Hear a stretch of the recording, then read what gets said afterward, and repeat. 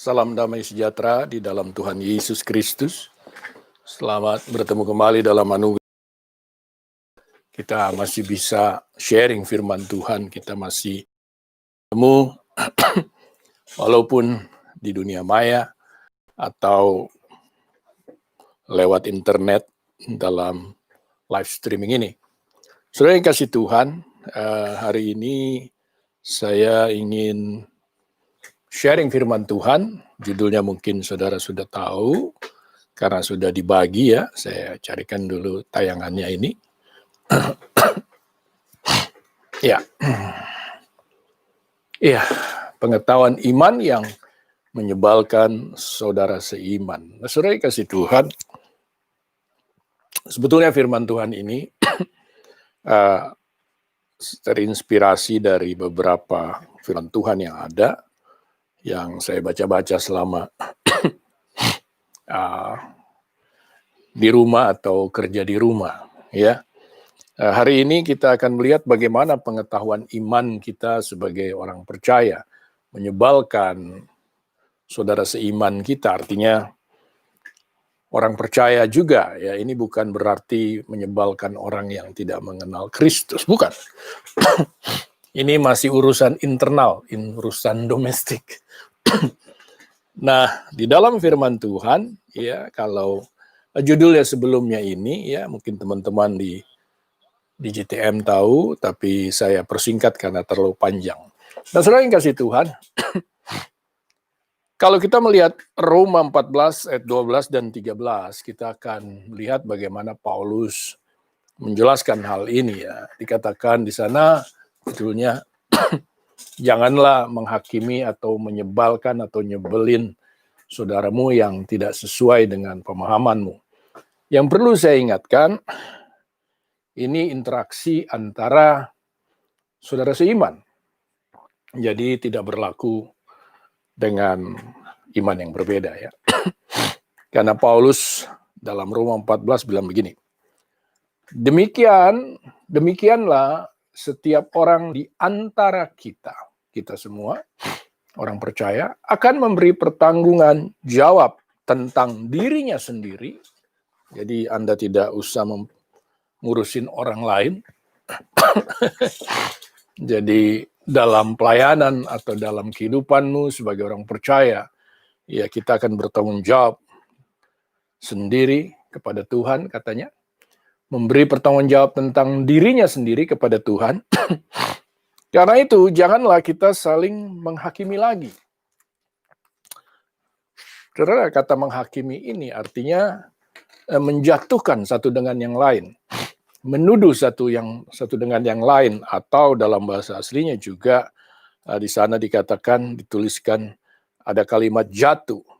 Jangan kita membuat saudara kita jatuh atau tersandung. Kata tersandung ini sebetulnya membuat orang lain berdosa. Jadi bayangkan dengan pengetahuan iman kita bisa membuat orang lain berdosa. Kenapa bisa demikian? Mari kita akan pelajari, saudara yang kasih Tuhan. Jadi intinya di dalam dua ayat ini, Paulus ingin menasihatkan kepada orang percaya, khususnya saat itu jemaat di Roma, dengan konteksnya saat itu, tapi bagi kita, ini mengajarkan bahwa kita tidak bisa menghakimi orang lain, tidak bisa menjadi orang yang menyebalkan orang lain, dalam saudara seiman maksudnya, dengan apa yang kita pahami. So, banyak orang merasa lebih pintar, merasa lebih tahu, lalu dengan kata-katanya itu menghakimi apa yang dipercayai orang lain dalam seiman, ya. Artinya ada orang-orang yang merasa lebih tahu Alkitab, merasa lebih tahu teologi dengan pemahamannya, persepsinya. Bahkan sebenarnya asumsinya dia mengatakan dirinya lah yang benar sehingga orang lain salah. Ini sesuatu yang mengerikan, saudara, ya. Mengatakan sesuatu yang salah atas iman orang lain atau orang percaya, ya. Ini orang percaya, maaf, bukan iman orang lain. Iman orang percaya yang tidak sesuai dengan firman Tuhan. Ini sesuatu yang menyebalkan. Karena sebagai orang percaya, kita semua akan mempertanggungjawabkan iman kita terhadap perbuatan kita. Ya, jadi kita tidak perlu menghakimi sesama kita. Kita boleh menasihati, ya. Di Galatia 6 kalau tidak salah, kita boleh menasihati. Tapi konteks di Galatia 6 itu berbicara saudara kita yang melakukan satu kejahatan. Bukan berbicara tentang, atau pelanggaran, bukan berbicara tentang pemahaman yang belum sempurna. Saudara yang kasih Tuhan, semua orang Kristen yang merasa lebih hebat, mengetahui Alkitab lebih hebat, tidak sempurna, saudara. Pengetahuan kita belum sempurna. Yang sempurna adalah Yesus di dalam hati pikiran saudara. Apakah saudara bisa memahaminya? Lain cerita. Sehingga tidak bisa kita menghakimi satu dengan yang lain. Yang bermasalah di sini adalah, ya, Paulus bilang, karena itu janganlah kita saling menghakimi lagi. Ya, artinya kata menghakimi ini beda dengan pelajaran kita jangan menghakimi. Masih ingat ya yang diambil dari firman Kristus saat itu, ya. Ini juga dari firman Tuhan, tapi yang diungkapkan, disampaikan, ditulis oleh Rasul Paulus kepada jemaat. Dikatakan, karena itu janganlah kita saling menghakimi, artinya jangan saling menjatuhkan satu dengan yang lain di dalam pengetahuan iman kita masing-masing. Ya, tetapi lebih baik kamu menganut apa? Pandangan ini. Dia bilang lebih baik kamu berpikir seperti ini aja lah. Mungkin bahasa sekarang berpikir positif aja lah. Ya, kalau ada orang kurang mengerti, ya, dengan pemahaman Anda memahami lebih mengerti, ya tidak perlu Anda mengecilkan mereka. Tidak perlu Anda menuduh mereka, apalagi Anda menjadi orang yang menyebalkan bagi mereka. Dikatakan di sana, janganlah atau jangan kita membuat saudara kita jatuh atau tersandung.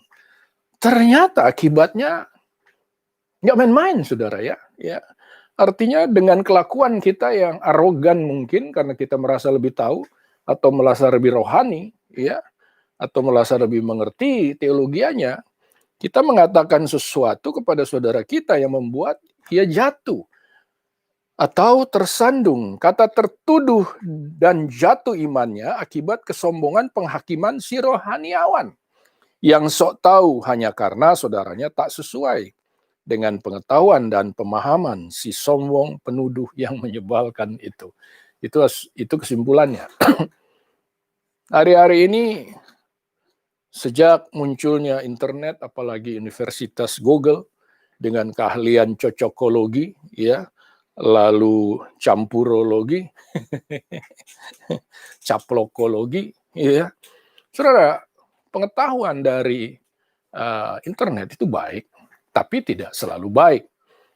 Sejak pengetahuan jahat dan baik masuk ke dalam pikiran manusia dan hati manusia, semua yang disebarkan, semua yang disampaikan mengandung dua arti itu. Artinya, saudara bisa mengetahui banyak tentang firman Tuhan di Google atau di internet, ya, di media sosial. Tetapi apakah saudara mengerti itu benar atau salah? Tidak, karena itu bersumber dari sumber macam-macam. Sumber manusia dengan asumsinya, pemahamannya, bahkan komitmennya. Ada istilah bahasa Inggris, talk is cheap. Ngomong itu murah. Jadi hati-hati kalau saudara mengutip pemahaman-pemahaman firman Tuhan dari media sosial atau dari Google. Ya, saudara tidak tahu yang menulis itu benar atau tidak. Ya mungkin kredibilitasnya terlihat, tapi Anda tidak tahu atau tidak melihat komitmennya di dalam hidupnya. Ya, talk is cheap, berbicara itu murah. Ya, tetapi hari ini kita kembali kepada firman Tuhan, kita melihat firman Tuhan, kita tidak melihat Google walaupun lewat media sosial saat ini. Tapi Paulus mengajarkan secara sederhana bahwa kita jangan sok tahu.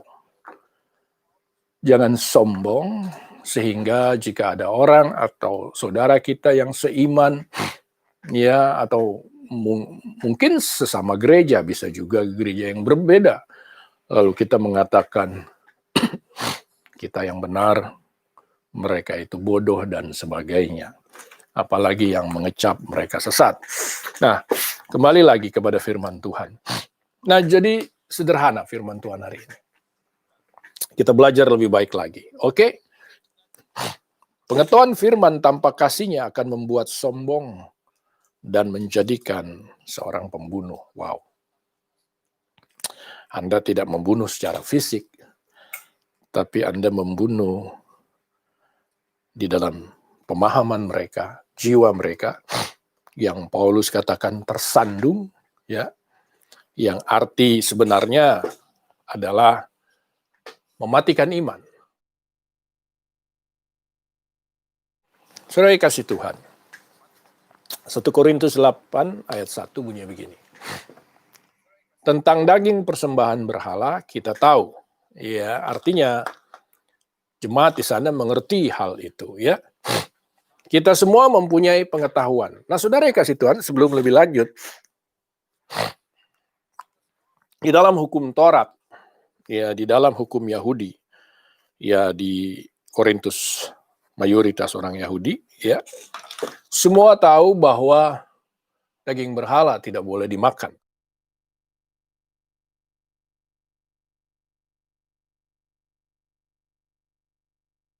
Sehingga Paulus menjelaskan hal ini. Tetapi Paulus juga menjelaskan bahwa yang dipermasalahkan bukan daging berhalanya, ya, tetapi pemahamannya. Artinya, secara sederhana di ayat yang lain, bukan soal makan, tapi soal kita mengerti atau tidak. Artinya boleh saja dimakan kalau Anda mengerti. Tetapi permasalahannya banyak yang tidak mengerti. Ya, banyak yang tidak mengerti sehingga kalau kita merasa kita tahu, kita mengerti, lalu kita melakukannya. Kata Paulus, itu membuat orang menjadi sombong. Dikatakan di sana, ya, artinya seseorang yang belagak tahu, ya, belagak tahu mungkin kurang pas, ya, memang tahu. Tapi dia juga tahu, orang lain tidak tahu. Lalu dia lakukan di depan orang yang tidak tahu itu kan sama aja sombong. Ya. Nah, banyak orang yang melakukan hal ini sehingga membuat dia menjadi sombong dan membuat orang lain tersandung imannya. Dikatakan di sana, pengetahuan yang demikian, pengetahuan yang kayak gini, ya, pengetahuan firman yang dibilang nggak penting-penting, tapi masalahnya jangan dilakukan di orang-orang yang tidak memahaminya.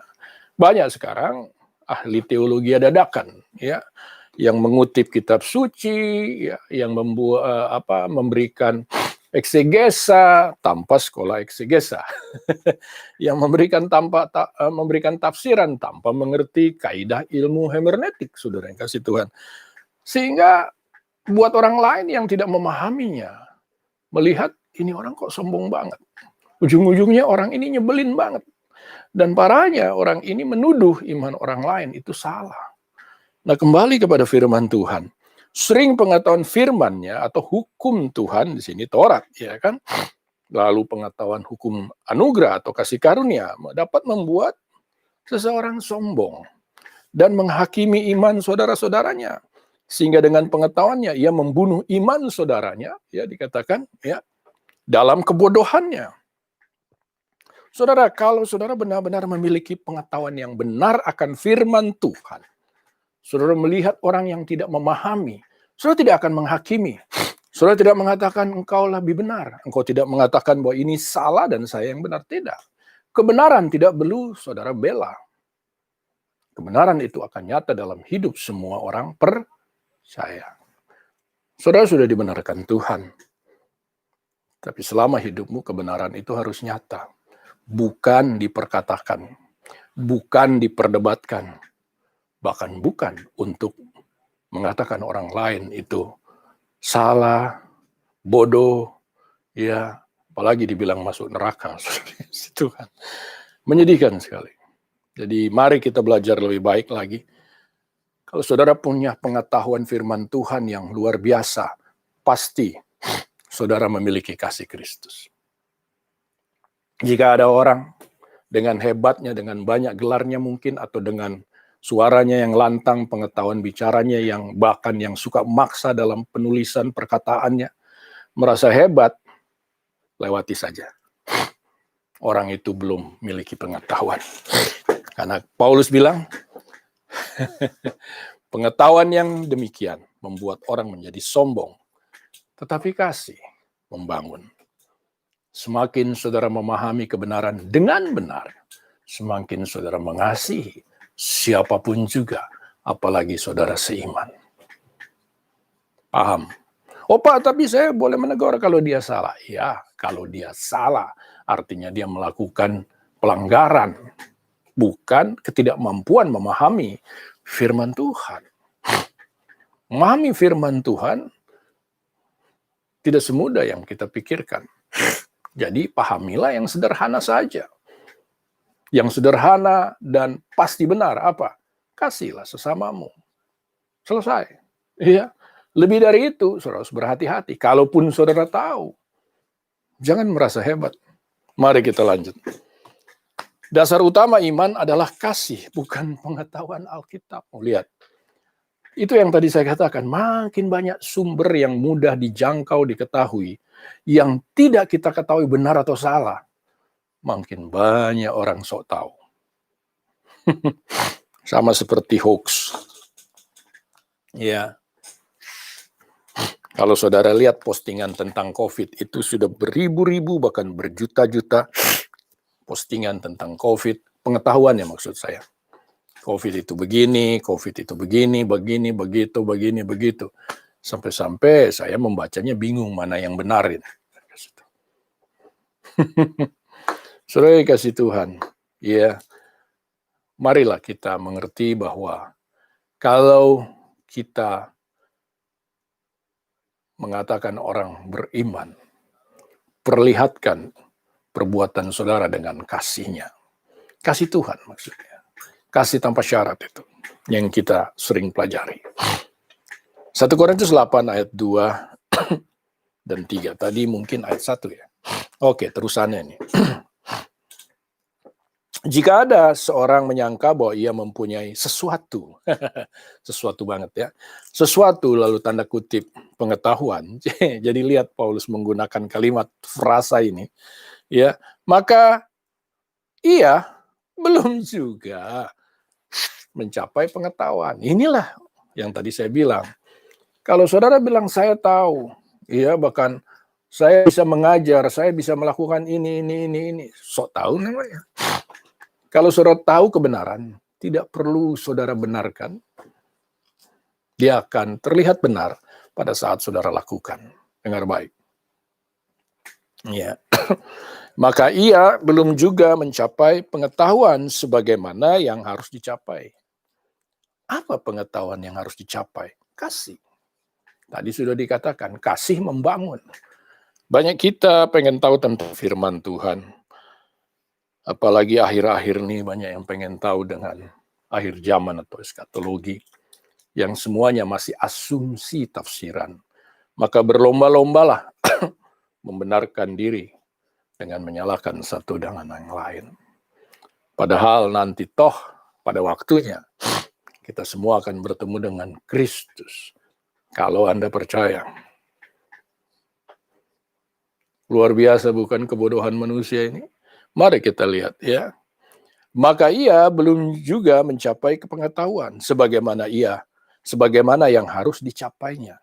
Tetapi orang yang mengasihi Tuhan, dengar baik, dikenal Tuhan. Banyak orang melakukan ini, mengatakan inilah pengetahuannya, hebatnya lah, teologianya, bahkan actionnya, ya, melakukan perkataan iman, ya, macam-macam lah cara mereka, ya. Tetapi nggak dikenal Tuhan.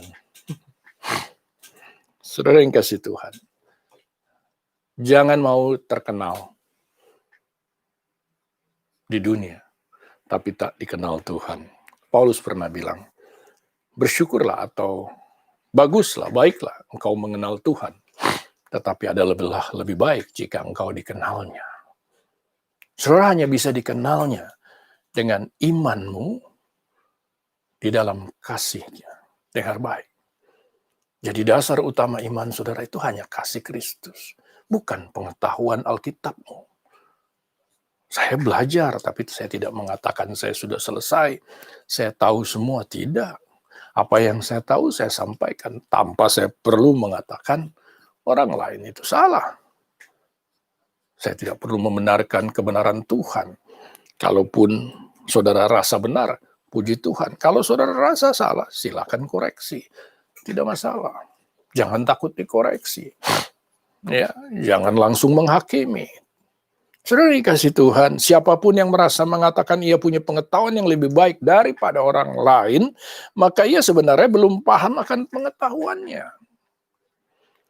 Sedangkan siapapun yang dapat mengasihinya atau mengasihi dengan kasih Kristus, sesamanya dengan kasih Kristus, pasti Tuhan mengenalnya.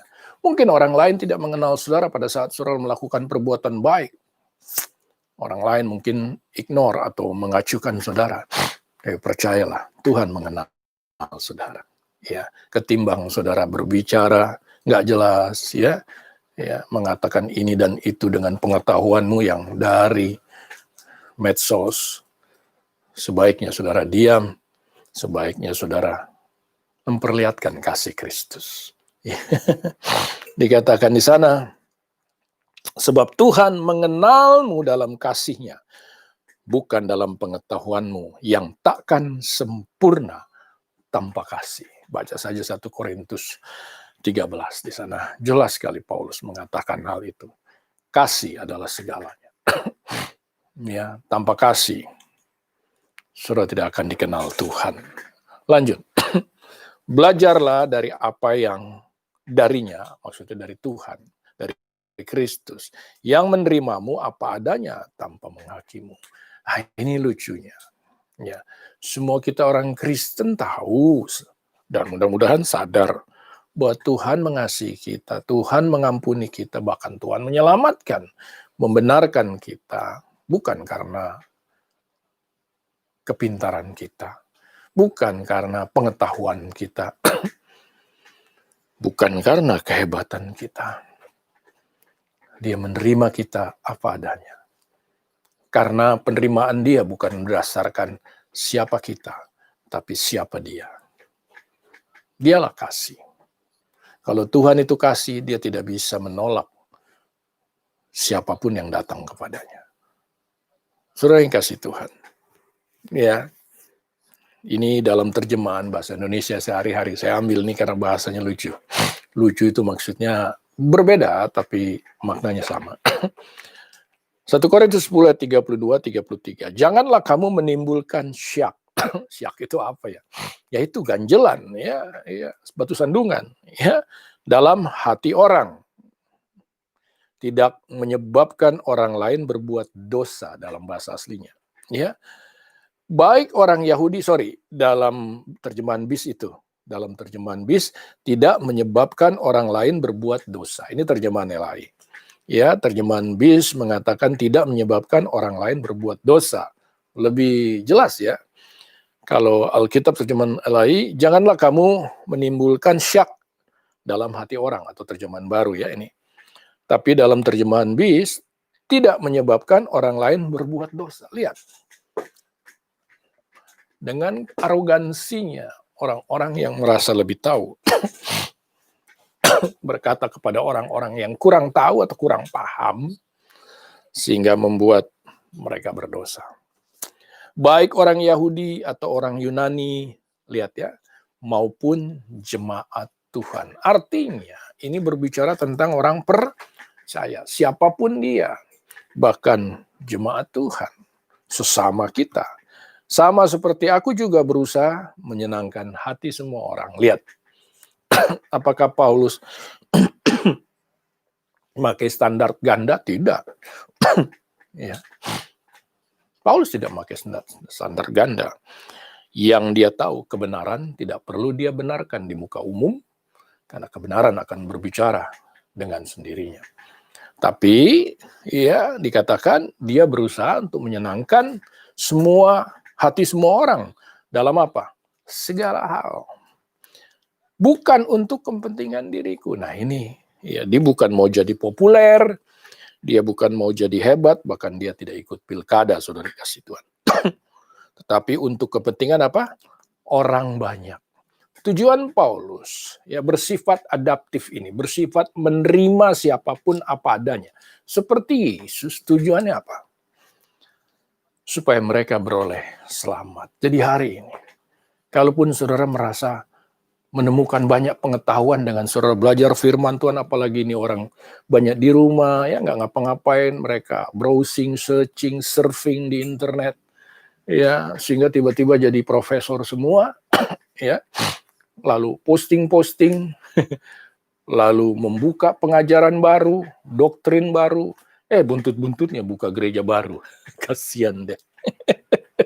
Saudara kasih Tuhan, ya buat apa? Yang ada aja belum Anda pahami. Saudara yang kasih Tuhan, mari lihat. Ya, Paulus menerima siapapun apa adanya.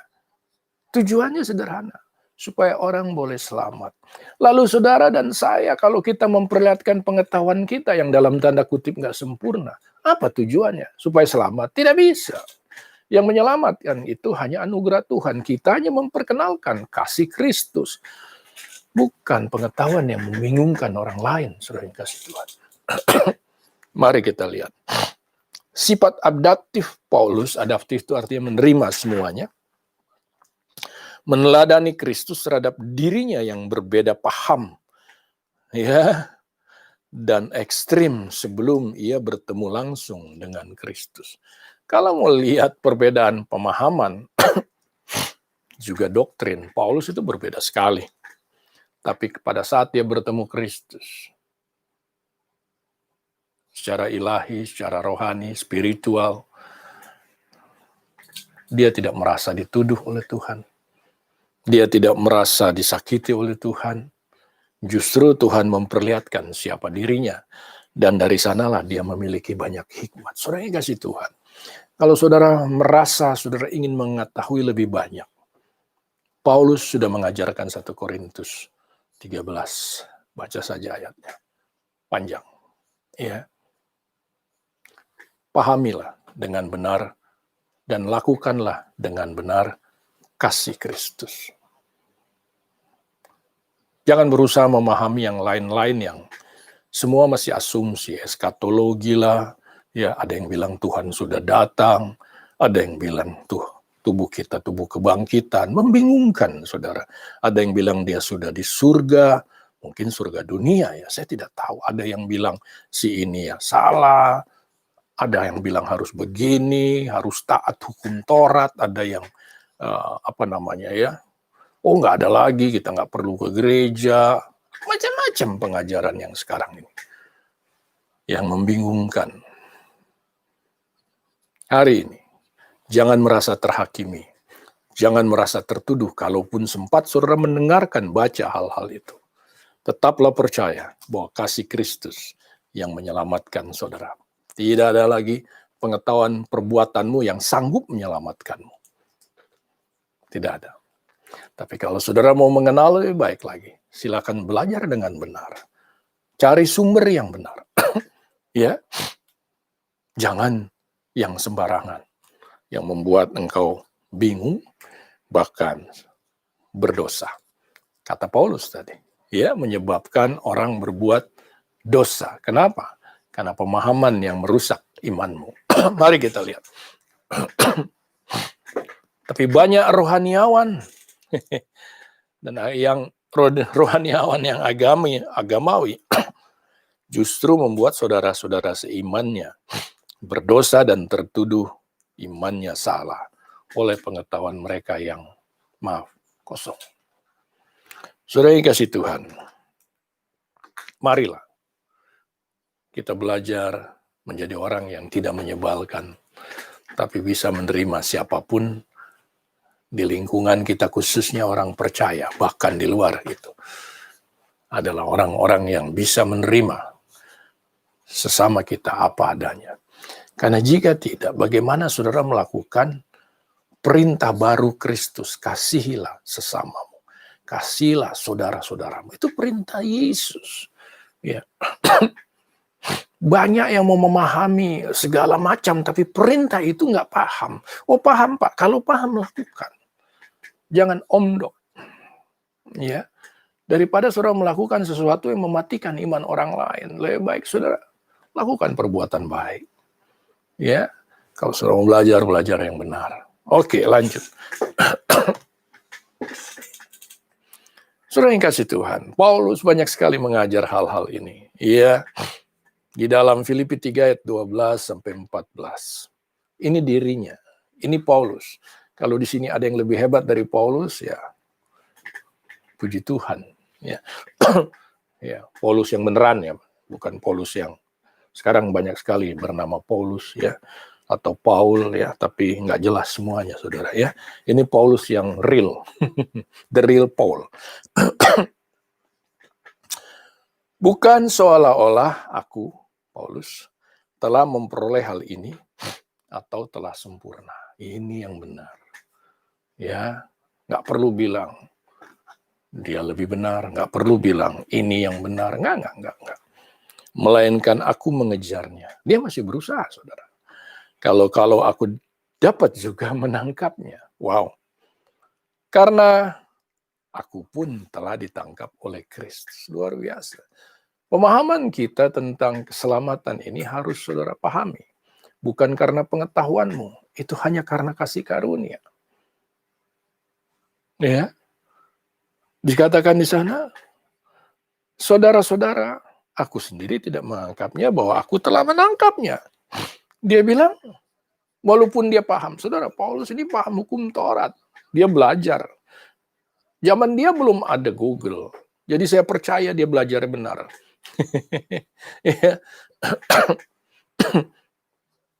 Sumbernya juga seorang rabi yang luar biasa, guru yang luar biasa. Dan dia lakukan, dia bukan hanya belajar. Dia lakukan apa yang dia percaya, walaupun itu bertentangan dengan hukum kasih. Tetapi dia tidak pahami itu. Dia lakukan dengan zeal, dengan percaya, dengan segenap hati. Saudara yang kasih Tuhan. Lalu dia bertemu Yesus. Dia melihat Yesus menerima apa adanya, bukan karena pemahamannya. Dan saudara kenal, dia katakan yang lalu itu dia sudah anggap itu sesuatu yang tidak berguna. Tapi sekarang banyak yang menggunakan hukum Taurat untuk membuat dia berguna. Saudara kasih Tuhan, marilah kita sebagai orang percaya, ya, seberapapun saudara memahami firman Tuhan, lakukanlah pekerjaan baik Tuhan. Kata Paulus, aku sendiri tidak menganggapnya bahwa aku telah menangkapnya. Tetapi ini yang kulakukan. Dia tidak meributkan pengetahuan itu lagi, tapi dia melakukan apa yang dia dapat dalam pengetahuannya yang baru, yaitu kasih Kristus yang menerima dia apa adanya. Yang membuat pengetahuan yang lama tidak ada artinya, bahkan pengetahuan yang lama itu dapat dia pahami luar biasa dengan kasihnya. Itulah sebabnya hukum Taurat tanpa kasih tidak ada artinya. Karena hukum Taurat itu kasih. Mari kita lihat. Iya, ayat 12-14. Apa yang dia lakukan? Aku melupakan apa yang di belakangku. Hebat. Kalau Paulus, habis dia memahami sesuatu dari firman Tuhan atau dari Tuhan langsung, lalu dia mengerjakannya, tapi dia nggak ingat-ingat. Dia nggak perlu pamer, dia nggak perlu bikin Zoom, dia nggak perlu, nggak. Itu urusan sudah lewat, kata dia. Aku mengarahkan diri kepada apa yang di hadapan. Apa yang di hadapan? Kesempatan untuk melakukan pekerjaan baik. Saudara lihat perjalanannya. Memang dalam konteks Paulus memberitakan kabar baik. Dia mengajar dengan kemampuannya. Tapi dalam mengajar, dia sama sekali tidak menyebalkan orang lain. Dia pernah bermasalah dengan beberapa orang, tapi orang lain yang justru menyebalkan dia. Dia dianggap macan kertas lah. Ya, karena kalau ketemu orang, ya, katanya. Kalau tulisannya sih hebat, katanya. Dia banyak dituduh yang macam-macam. Dia tidak membalas. Dia terus melakukan pekerjaan baik Tuhan, memberitakan kabar baiknya, melakukan apa yang dia bisa lakukan untuk menolong banyak orang, supaya banyak orang bisa diselamatkan, katanya. Mari kita lihat. Ya, dia lupakan apa yang lewat dan mengarahkan diri kepada apa yang di hadapanku dan berlari kepada tujuan.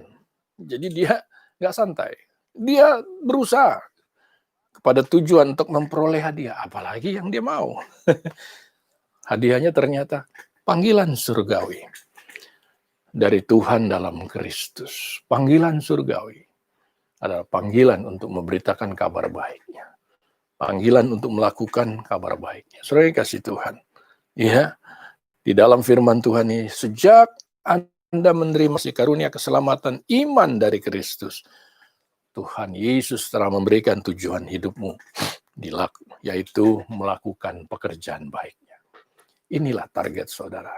Panggilan surgawi saudara. Oh Pak, itu panggilan surgawi. Saudara mau lihat ayatnya. Tahu nggak saudara, diselamatkan, bahkan saudara lahir lalu diselamatkan di dalam anugerah Tuhan. Apa tujuan Tuhan? Baca Efesus 2 ayatnya yang ke-10. Melakukan pekerjaan baiknya. Yang apa? Yang sudah diciptakan sebelum saudara ada. Dan Tuhan mau saudara hidup di dalam. Itulah tujuan hidup orang percaya. Itulah panggilan surgawi saudara dan saya. Bukan menjadi sombong dengan pengetahuanmu. Menyedihkan. Bukan menjadi orang yang menyebalkan orang lain. Bukan menjadi orang yang memaksakan pemahamannya. Jangan. Kalau orang lain sudah tidak mau memahami, sudah. Jangan jadi orang yang menyebalkan.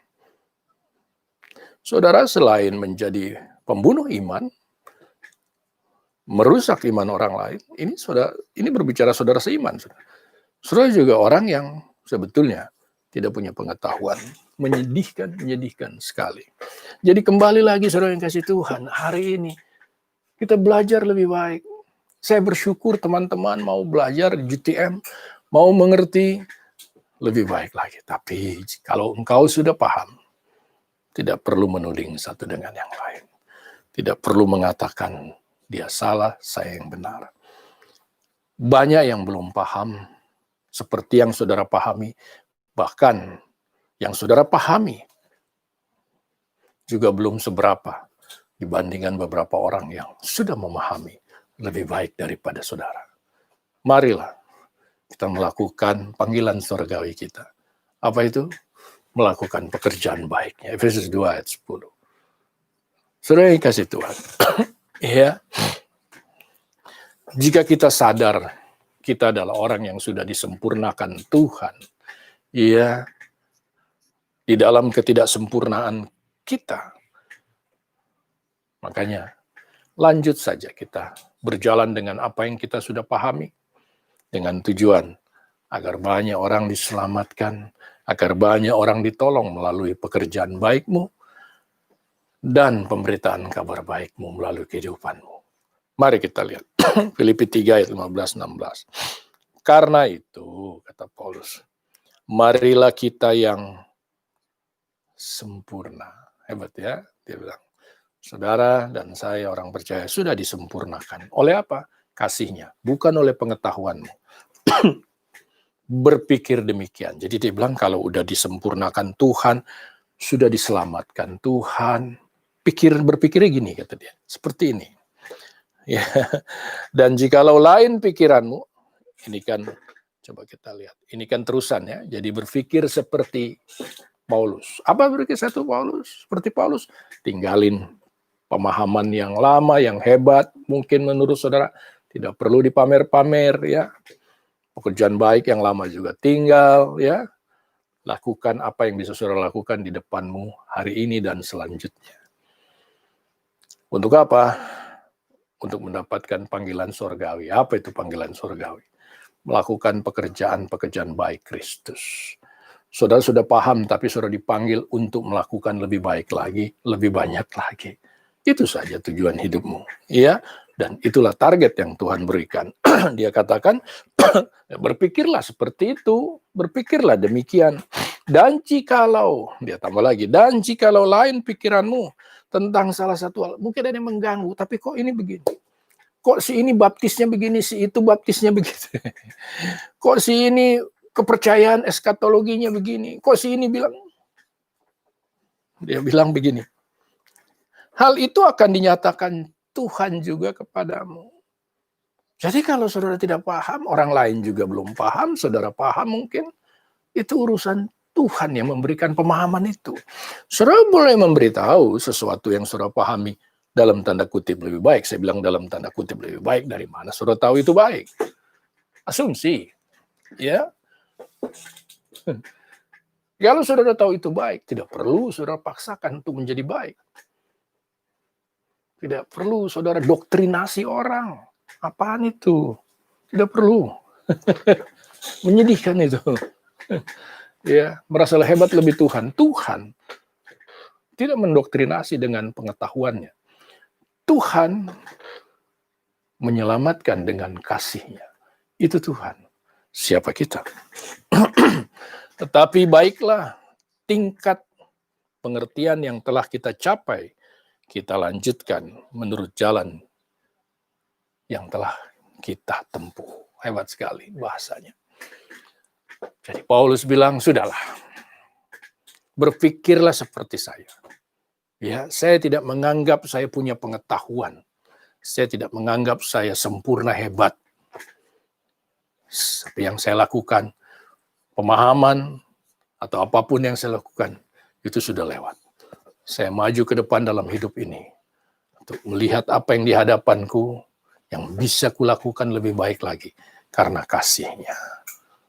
Itulah yang menjadi cara berpikir kita, sehingga kita tidak menjadi orang yang menyebalkan, tapi kata Paulus, orang yang bisa menyenangkan hati banyak orang, bukan karena tujuan kita, tapi karena kasih Kristus.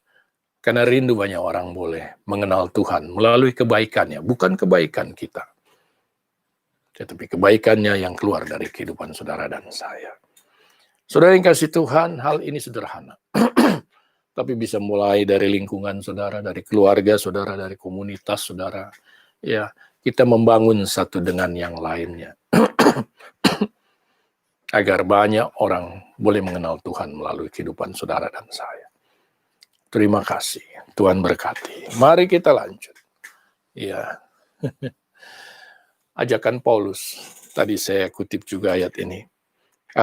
Pasalnya, tapi ayatnya di ayat 1. Ini ayat 2. Bersyukurlah bisa melakukan pekerjaan baiknya tanpa membandingkan dengan orang lain. Sekali lagi, bukan dalam pengetahuan, dalam melakukan pekerjaan baik, juga banyak orang Kristen masih membandingkan. Merasa apa yang dilakukan lebih hebat dari orang lain. Tidak ada gunanya, saudara. Bertolong-tolonganlah menanggung bebanmu.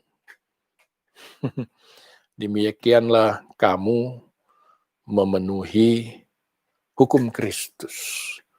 Luar biasa. Sebab jikalau seorang menyangka bahwa ia berarti, padahal ia sama sekali tidak berarti, katanya. Ya, ia menipu dirinya sendiri. Wow, bagaimana ini?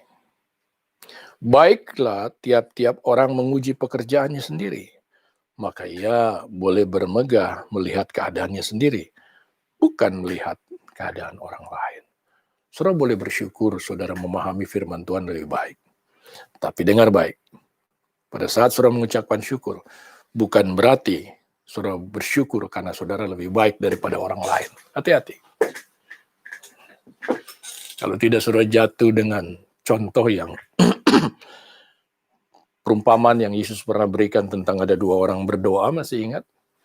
1 orang Farisi, 1 pemungut cukai. Nah, itu jadinya. Kalau saudara tidak hati-hati, ya, dengan apa yang saudara miliki, yang saudara katakan pengetahuan, padahal bukan pengetahuan. Menyedihkan sekali. Jadi Paulus mengajak jemaat Galatia, bertolong-tolonganlah menanggung bebanmu, ya, demikian kamu memenuhi hukum Kristus, kasih kepada sesama. Sebab kalau seorang menyangka bahwa ia berarti, padahal ia sama sekali tidak berarti, ia menipu dirinya sendiri. Saya jadi teringat ada satu cerita, kalau tidak salah, mudah-mudahan saya tidak lupa. Saudara pasti ada yang pernah dengar. Di zaman setelah Perang Dunia Kedua, di mana masa itu kesusahan, ya, atau ekonomi hancur. Di Amerika ada satu cerita seorang wali kota New York kalau tidak salah, saya lupa namanya. Satu saat dia harus menjadi hakim pada malam hari. Ya, di Amerika itu kan ada saja yang melakukan kejahatan yang umum lah, tapi pengadilan itu tetap jalan sampai malam hari supaya bisa selesai. Dan dia diperhadapkan dengan seorang wanita tua yang katanya dituntut oleh seseorang yang mempunyai toko roti bahwa dia mencuri roti. Dan si pemilik toko ini tidak mau melepaskan tuntutannya, ya, padahal dia orang tua, seorang ibu yang sudah tua, miskin, ya, mencuri satu roti, ya pasti karena kelaparan, karena masa itu masa kesulitan, masa kebangkrutan negara Amerika saat itu, ya. Sehingga dia katakan bahwa harus dijadikan contoh, kalau enggak nanti semua pada mencuri, katanya. Nah, hakim ini, yang kebetulan judge ini adalah seorang yang baik hati, bijaksana, yang juga wali kota daripada New York. Dia bilang sama ibu itu, "Ibu, apakah betul ibu mencuri roti?" "Ya," kata ibu itu, "saya memang salah, saya mencuri." Lalu hakim ini bilang, "Ya, kalau begitu ya hukum tidak pandang bulu, ya kan, artinya hukum itu berlaku sama. Saya harus menghukum ibu. Ya, kalau boleh tahu kenapa ibu mencuri, apakah ibu lapar?" Dia bilang, "Ya, saya memang lapar." Semua orang memahami itu, bahkan yang ada di dalam gedung itu, termasuk yang punya toko roti. "Saya memang lapar, tetapi saya mencuri bukan buat saya. Saya mencuri buat cucu saya, yang masih kecil, yang kelaparan, karena anak saya yang perempuan ditinggal sama suaminya, dia lagi sakit, anak-anak menangis, anak-anaknya menangis atau cucunya menangis, karena tidak bisa makan, kelaparan. Nah, untuk mereka lah saya mencuri satu roti ini, lalu saya bagikan kepada kedua anak itu." Semua terdiam mendengar cerita itu. Dan hakim ini bilang, "Ya, tetapi apa boleh buat? Ibu harus dihukum, dan ibu akan dihukum, dikenakan hukum, ya, membayar $10, ya, karena kan perdata itu, ya, walaupun pencurian. Ya, tapi bukan pencurian kayak korupsi begitu, ya. Kalau di sini kan lucu, ya, orang nyolong ayam sama orang korupsi sama-sama masuk penjara. Oke. Lalu sambil mengatakan demikian, hakim itu bilang, "Ibu didenda $10 atau ibu dipenjara 10 hari. Tinggal ibu itu pilih," katanya. Ibu itu bilang, "Kalau saya punya $10, saya sudah beli roti, nggak nyolong." Bingung juga hakimnya. Lalu dengan bijaksana dia bilang, "Ibu," ya, dia mengambil uang $10 dari dompetnya. "Ini $10 saya berikan, ya kan? Saya bayar buat denda ibu. Dan ibu bebas, ibu boleh pulang." Semua terdiam. Lalu dia bilang, "Lalu saya menyatakan semua yang hadir di sini, semua yang ada di gedung ini harus bayar 5 sen, ya, sebagai akibat karena membiarkan ibu ini mencuri akibat cucu-cucunya kelaparan." Dan saat itu dikumpulkanlah uang 5 sen. 5 sen tidak ada artinya. 5 sen, 5 sen, ya. Dan akhirnya terkumpullah uang. Saudara yang kasih Tuhan, hakim itu menjadi terkenal karena hakim itu membuat komunitas atau lingkungan bertanggung jawab atas mereka yang ada di dalam komunitas itu. Saudara yang kasih Tuhan, kita sering merasa benar karena merasa disalahkan, tapi kita lupa bahwa banyak orang yang melakukan kesalahan sebetulnya karena apa? Karena kita mengabaikan kebutuhan banyak orang. Kata Paulus, bertolong-tolonganlah menanggung bebanmu. Demikianlah kamu memenuhi hukum Kristus. Pada saat saudara simpati, saudara hanya mengatakan kasihan. Ya, saudara akan mengatakan, aduh sedih. Tapi Yesus empati. Yesus penuh dengan compassion, kasih.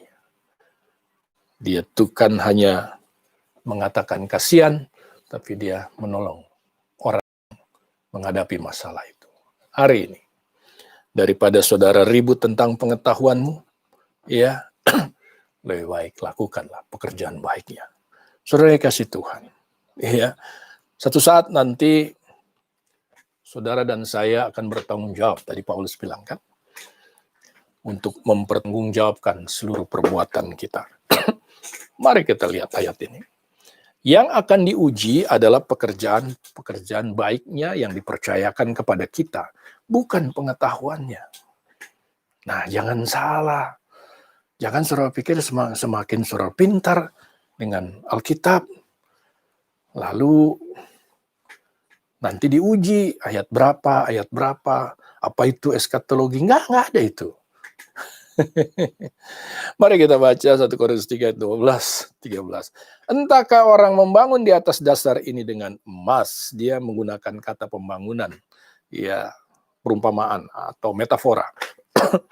Dengan emas, perak, batu permata, kayu, rumput kering, atau jerami. Lihat ya, membangun sesuatu dengan bahan yang sangat berkualitas sampai yang tidak ada kualitasnya sama sekali. Jerami, saudara. Rumput kering, apa itu? Sekali kelak, pekerjaan masing-masing. Apa? Pekerjaannya. Ya, masing-masing akan nampak hasil dari apa yang dilakukan dalam membangun iman saudara.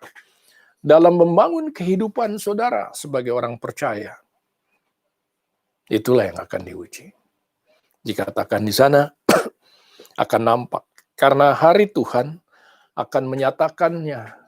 Sebab ia nampak sebagai api, dan bagaimana pekerjaan masing-masing orang akan diuji oleh api itu. Apa yang diuji? Pekerjaan ternyata. Coba kita lihat, salah tulis nggak? Dan bagaimana pengetahuan? Bukan pengetahuan. Pekerjaan masing-masing orang akan diuji. Apa yang saudara lakukan sejak saudara percaya Kristus? Apa yang saudara lakukan sejak saudara menerima kasih karunia? Ya, semua yang saudara lakukan ini untuk Tuhan. Walaupun saudara lakukan untuk diri sendiri. Apapun sampai saudara sadari. Karena selalu dikatakan lakukanlah segala sesuatu sebagaimana saudara lakukan untuk Tuhan. Mau tidak mau itu akan dinilai, saudara kasih Tuhan. Pahamilah hari ini. Anda tidak sempurna, tetapi ada yang bisa dinilai nanti. Ada yang bisa diuji. Dan bukan pengetahuan, tapi penerapan dari pengetahuannya. Pada saat apa? Saudara melakukan pekerjaan baiknya. Kalau saudara sudah makin hebat pengetahuannya tentang Alkitab, seharusnya pekerjaan baiknya itu lebih hebat. Bukan ngomongnya yang lebih hebat. Bukan posting-posting bikin macam-macam bingung orang. Bukan itu. Dan sadarlah, itulah yang akan nanti kita pertanggungjawabkan. Dari buahnya, saudara akan dikenal. Kepada siapa saudara melekat.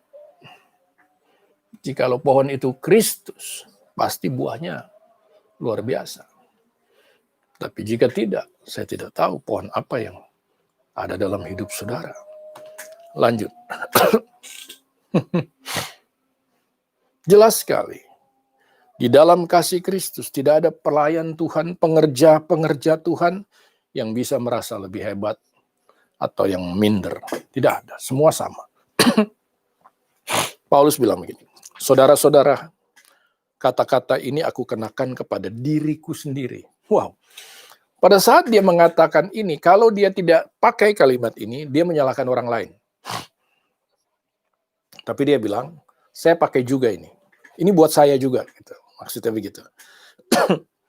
Dan pada Apolos, karena kamu. Sedikit informasi lagi, pelayanan Apolos itu terkenal sekali. Karena banyak hal, panjang nanti kalau saya jelaskan. Sehingga Paulus itu hilang dalam ketenaran. Makanya dia gunakan Apolos. Tapi saudara tahu, ya, Apolos membaptis bukan dengan baptisan Kristus atau baptisan di dalam Kristus. Dia membaptis dengan baptisan orang berdosa, pembaptisan pertobatan. Apakah Paulus menyalahkannya? Enggak. Saudara baca di Kisah Rasul, saya enggak ada waktu. Waktu Paulus bertemu dengan orang-orang yang sudah dibaptis oleh Apolos, ya, dia mengatakan, oh itu salah. Bukan, dia enggak mengatakan gitu. Dia enggak mengatakan. Dia bilang, oke, ayo. Ya, baptisan yang kamu lakukan tuh buat orang bertobat. It's okay, good. Sekarang kamu harus dibaptis di dalam nama Kristus. Tidak sebutkan model baptisannya. Jangan jadi polemik lagi. Ya, supaya dikatakan dari teladan kami, lihat dari teladan mereka. Ya, dua orang terkenal ini. Kamu belajar apa artinya ungkapan. Ada ungkapan nih. Jangan melampaui yang ada tertulis. Jangan melampaui firman Tuhan maksudnya. Atau standar Tuhan. Standar Tuhan apa? Kasihilah sesamamu. Kasihilah saudara-saudaramu dengan kasihku. Sebagaimana engkau mengasihi dirimu sendiri. Itu standarnya. Ya. Supaya jangan di antara kamu yang apa? Menyombongkan diri. Dengan jalan mengutamakan yang satu daripada yang lain. Di jemaat Korintus itu membanding-bandingkan. Membandingkan rasul-rasul dan pelayanan-pelayanan. Sama kayak sekarang. Wah, pendeta itu hebat. Pendeta itu kalau dilihat paling benar itu pengajaran Alkitabnya. Gitu kan. Ya puji Tuhan dia paling benar. Tapi tidak ada orang benar di hadapan Tuhan. Yang ada orang yang sudah dibenarkan. Jadi ngapain kita begitu? Paulus bilang, jangan di antara kamu yang menyombongkan diri dengan jalan mengutamakan satu daripada yang lain. Para pelayan yang benar, kata Paulus, termasuk dia, tidak akan mengatakan, saya lebih benar, atau yang satu lebih benar. Tidak. Karena mereka tahu, mereka hanya pengerja. Yang menumbuhkan iman, itu Tuhan. Bukan pengetahuan dan pengajaranmu, dengar baik. Justru pengetahuan saudara kalau tidak hati-hati, saudara sampaikan dengan sombong, dengan arogan, ya, menyebalkan, itu mematikan iman orang lain, bukan menumbuhkan iman. Paulus katakan di ayat yang lain, ya, aku menanam, mungkin ada yang menyiram, mungkin juga aku menyiram, ada yang menanam, tapi yang menumbuhkan siapa? Tuhan, bukan pengetahuan saudara dan saya. Bukan pengetahuan mereka. Mereka memberikan pengajaran pengetahuan, tapi tetap yang membuat imannya bertumbuh itu Tuhan. Jadi jangan menyebalkan. Ayo lanjut. Aturan tertulis atau firman terutama dari Kristus, Yohanes 13 ayat 34-35. Saya tulis di situ. Mengasihi sesama dengan kasihnya tanpa syarat. Sehingga tak ada yang bisa sombong merendahkan yang lain atas pelayanannya atau pelayanan orang lain. Saudara dikasih Tuhan, mudah-mudahan hari ini ya firman Tuhan dapat menjadi hikmat bagi saudara dan saya. Ternyata jam 3, cuma 1 jam ya. Hari ini pendek sekali ya. Saudara yang kasih Tuhan, saya hanya ingin kita sama-sama memahami Saya bersyukur teman-teman di GTM mau belajar. Tapi jangan saudara merendahkan orang lain jika saudara mengerti. Tapi terimalah orang apa adanya. Iya. Kemarin di grup, karena pertanyaan, saya berikan satu pemahaman saya, yang saya bilang hati-hati, jangan digunakan atau disebarluaskan, karena belum tentu orang paham hal itu. Ya, jika ada yang tidak setuju, terimalah apa adanya. Jika ada yang bermasalah dengan hal itu, terimalah apa adanya. Tujuan kita agar banyak orang diselamatkan. Dan tujuan kita hanyalah melakukan apa? Panggilan surgawinya. Apa itu? Melakukan banyak pekerjaan baiknya. Karena kasih Kristus. Mulai dari keluarga, pekerjaan, komunitas, apapun juga. Kalau saudara bekerja dengan benar, dengan tulus, karena saudara melakukannya untuk Tuhan. Apapun yang orang berikan dari hal yang saudara kerjakan, itu bukan satu ukuran. Karena yang mengenal saudara siapa? Tuhan. Dan percayalah, pada saat diuji nanti, kualitas pekerjaan baik saudara, itu akan muncul lebih daripada emas. Saudara yang kasih Tuhan, kiranya firman Tuhan menjadi kekuatan bagi saudara dan saya hari ini. Dan kiranya firman Tuhan juga menjadi pengajaran agar kita bisa melakukan lebih baik lagi segala sesuatu yang Tuhan percayakan di dalam hidup saudara dan saya. Sehingga di hari-hari yang sulit ini, saya percaya kita akan muncul seperti emas. Bahkan lebih indah dari emas. Apa itu? Iman saudara penuh dengan buah-buah yang luar biasa, yaitu pekerjaan baik Tuhan. Kita tidak perlu membandingkan dengan orang lain, tapi kita bersyukur dengan apa yang bisa kita lakukan yang Tuhan percayakan hari ini. Ada banyak yang Tuhan percayakan dalam hidup saudara. Lakukanlah dengan baik. Tuhan berkati. Mari kita dengar beberapa pujian, ya karena masih jam 3:02 ini. Sebelum saya berdoa, kita dengar pujian dari Mbak Nuka. Ya.